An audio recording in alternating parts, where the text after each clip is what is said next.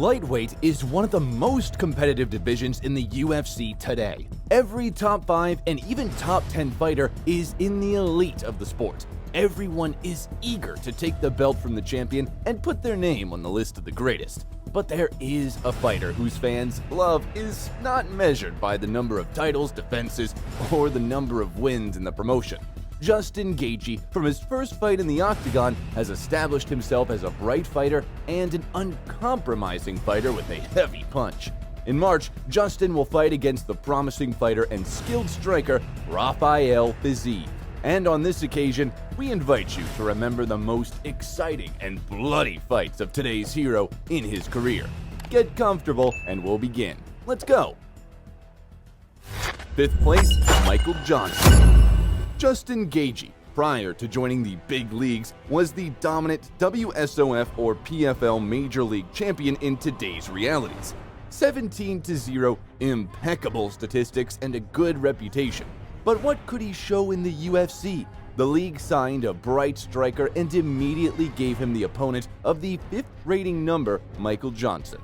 The old top of the division, the owner of the fastest hands in the weight class, and the title of best-worst fighter in history. The American fighter has always been respectful towards his opponents, and his previous fight with Khabib was proof of this. But this time, something went wrong in his head, and he began to harshly upset the newcomer of the league and did not disdain to hurt even the relatives of the fighter, whether it be his mother or someone else. Johnson was not happy that the champion of the incomprehensible league could fly into the league and immediately get a fight with a fighter from the top 5. In this regard, he decided to immediately show the newcomer his place in the hierarchy, and did not even feel sorry for him verbally. But all the trash talk and spoken words don't matter when the fighters go into the cage. From the very beginning, the Arizonian restrained his ardent temper and left a chance to get even before the cherished date. And now it's time for payback. Dustin was immediately given the opportunity to lead an entire tournament in his debut and put in the main event of UFC, the Ultimate Fighter 25 finale. The fighters entered the cage, Bruce Buffer introduced them, and Big John McCarthy gave the go-ahead. From the first 5 seconds, they took a high pace and began to arrange exchanges for the amusement of the public. Gaethje pushed the opponent closer to the net and invested in strikes, overlapping with his hands, and did not forget about lethal low kicks.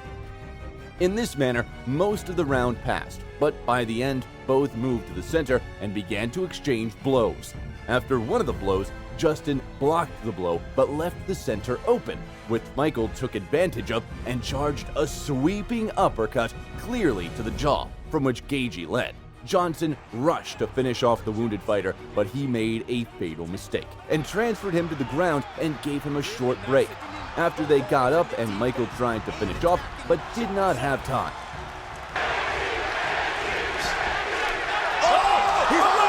The second round began with a small firefight and after another standing knockout from Johnson. But he again made a mistake and climbed into the clinch.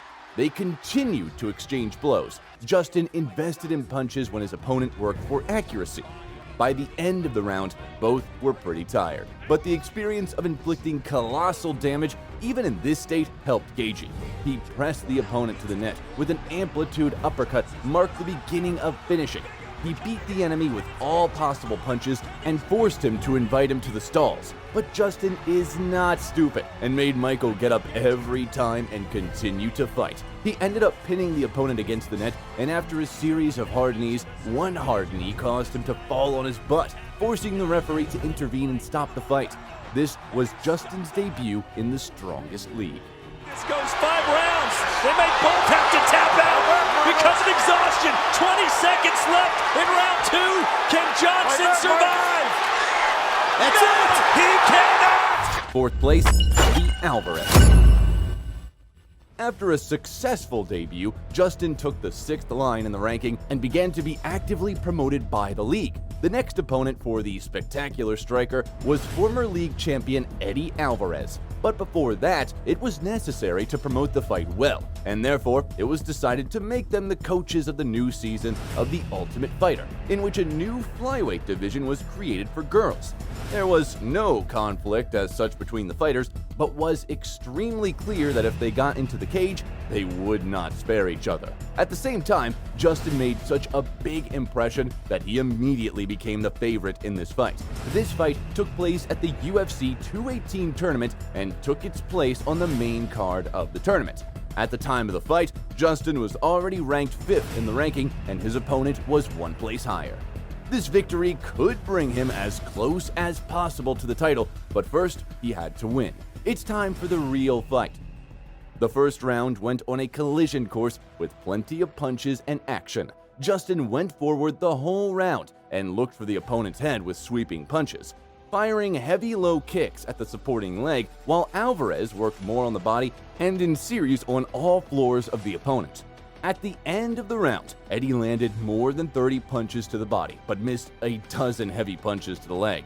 By the end, both were already tired and began to miss unwanted heavy blows right into the booth, from which after 5 minutes, their faces were covered with cuts and abrasions. And along the way, Eddie tried to end the 5-minute round beautifully and make a clumsy attempt at thunder. In the second round, the guys decided to throw caution aside and thrashed each other at close range every allotted second without rest. The number of punches heavily outweighed Alvarez, but for every 2 or 3 punches, Justin delivered a punch comparable to 3 combined from the enemy. Justin's body continued to withstand all the blows, and the face of the fighter himself was covered in blood by the end of the round. But he still continued to go forward and fight, and even after a direct kick to the head at the end of the round, he continued to stand. The score in rounds was 2-0 in favor of Alvarez, but the audience understood that this battle could end with one blow from Justin. Both fighters entered the third round with the remnants of gasoline, and Eddie appeared before the audience with a huge bruise on his face. The final round has arrived. The bloody and battered fighters looked at each other and gave their best. Right from the start, they picked up the pace again and began to knead each other. Justin missed a lot, but delivered one punch in response, much harder than the previous ones. Attempts to move the fight to the ground from Eddie were unsuccessful, and they continued the fight on the stands. By the middle of the round, both could barely stand on their feet. The body staggered from side to side, and from the slightest push, they could fall. But the hands were still full of strength and hit with all their might. During the next clinch, Alvarez grabbed the opponent's head and brought his heaviest right knee to his jaw and made him fall for the first time in the entire fight. After 2 optional punches, referee Herb Dean stopped the bout. In this bloody showdown, the winner was not only Eddie Alvarez, but also the audience, along with all the fans around the world. This massacre took the award for the fight of the year, and Gaethje began to be loved even after his defeat.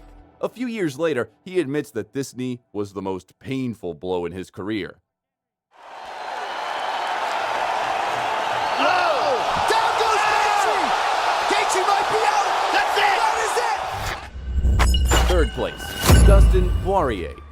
After the first defeat in his career, Justin did not break down in any way. And even on the contrary, he was full of energy to continue his march over the heads on the way to gold. But trainer Trevor Whitman sent out to improve his fighter's style, but the level of opposition was still the highest. The organization decided to rehabilitate the career of a bright fighter and gave him an opponent, Dustin "Diamond" Poirier, from the 5th line of the rating. Then, he was not yet the elite of the division, but it was impossible to write off the Louisian in any case. The fight headlined the UFC on Fox 29 tournament, and our hero came out as a very insignificant underdog. The duel began in the usual manner of Justin. He pressed and immediately chose a high pace, attacking the enemy with low kicks. Dustin chose the tactics of working with combinations and breaking the opponent's body. Many of the punches flew over the block, while the combinations consisted of 5 hits, and later he began to break through the defense. The round went to Poirier, but that was just the beginning. In the second round, Justin picked up the pace, and from the very first seconds, rushed to the enemy with the hardest punches and low kicks. The round went into a mutual shootout, in which Dustin worked on quantity and accuracy, working with combinations. He deftly lined up chains of blows and bypassed the defense of the enemy. At the same time, Justin invested in every punch and was focused solely on the knockout in this fight. even though the difference in the number of punches was twofold in favor of Diamond. In the interval between the second and third rounds, Poirier applied ice to the supporting leg. The fighter barely stood on his sore legs while Gaethje turned on the crowd before the next round. In this round, everything went on at a decent pace. It became noticeable that the blows to Dustin's legs were more and more tangible, but he continued to work and gnaw out victory. Dustin continued to block, but after one of the attacks, he ducked under Dustin's left hook and delivered a heavy blow right to the jaw. Both guys have had their moments. He slipped the jab and came over with the two. Gaethje slowly approached and began to beat the opponent at the net and work in the clinch. Killer uppercuts and knees on a sore leg flew just like that. A minute before the end of the segment, Dustin hit his opponent in the eye with his finger, from which the fighter was stopped. It was already the second poke in the fight, so Herb Dean took off 1 point from Dustin and called a doctor into the cage in order to check the condition of the fighter. Luckily for fans, we decided to continue the fight and we saw the logical ending of this meeting. The round ended and both went to their corners. Dustin's legs were treated with ice and Gaethje, with the same zeal, popped on the enemy with a starting signal. Already at the beginning of the round, Brilliant caught the opponent when he opened up on the attack and brought a heavy left straight to the jaw. Dustin Poirier did not miss his chance and chased after his prey and began to ship a series of attacks from two hands right on the head. When our hero could no longer stand on his feet, the referee intervened and stopped the fight. But he's been here before. Gaethje nearly out on his feet. Poirier continues to land. But he doesn't have the wherewithal to clinch. Dustin Poirier, goodness! For the second time in a row, the fight with Dustin was the best of the year, and this is saying something. He increased the number of his fans, and he later said, "After the fight, I stayed to take pictures with the fans while Poirier left the arena on crutches." You can beat this guy, but you definitely won't walk away unscathed after fighting him. Second place, Tony Ferguson.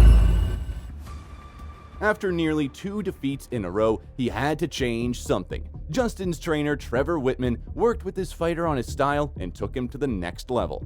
He was still a fighter with colossal power in his hands, but more cautious, such that it will no longer catch all blows with its face in order to deliver one powerful one in response. The result of this was a series of 3 knockouts in a row in 1 round against tough opponents. The first on the chopping block was James Vick, who did not watch the fight of his opponent with Johnson and used a trash talk. Of course, Gaethje made him answer for every word. The second was one of the best lightweight strikers, Edson Barboza. He was taken out exactly in the middle of the starting round. And then Donald Cerrone was knocked out, who received in addition a couple of optional blows due to the referee's late stoppage. But after that, there was a lull and there were no worthy rivals left. McGregor refused to fight. Dustin had already defeated him, but then our hero got a lucky ticket. Another attempt to organize a fight between Khabib and Tony failed, and Ferguson was left without an opponent. He agreed to fight with a ruthless puncher and play for an interim title. Dustin came to the fight with the first number of the rating in full readiness. The Mexican was on an impressive 12-fight streak at lightweight that no one else had. Dustin entered the fight being the 4th in line of the rating and the underdog.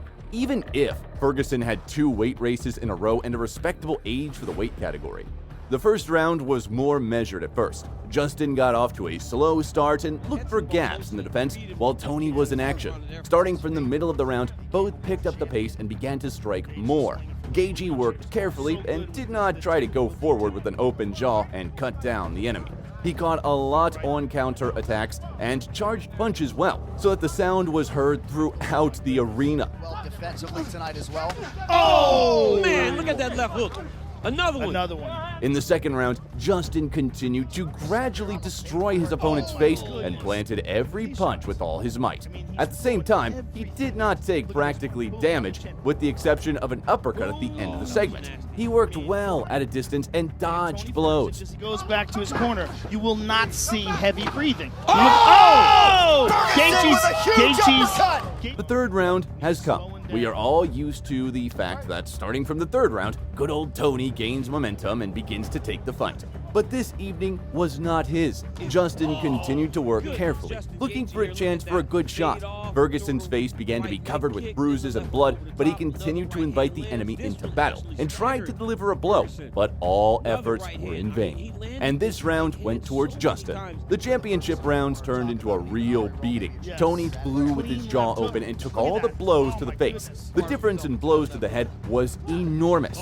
In the 5th round, Tony was already painful to watch. The beaten Tony went to the final round and began to miss more and more. His face was swollen, covered with blood. He missed the hardest punches, but he continued to stand and fight like a real warrior and champion. After one of the blows, Ferguson led and he began to retreat, and this forced the referee to stop the fight. Justin Gaethje won the interim belt and became the mandatory contender for the title. Tony's hurt. He's hurt real bad. Real hurt. Oh, he's hurt bad. They're going to stop the fight. That's it. Oh, man. Justin Gaethje. First place, Michael Chandler.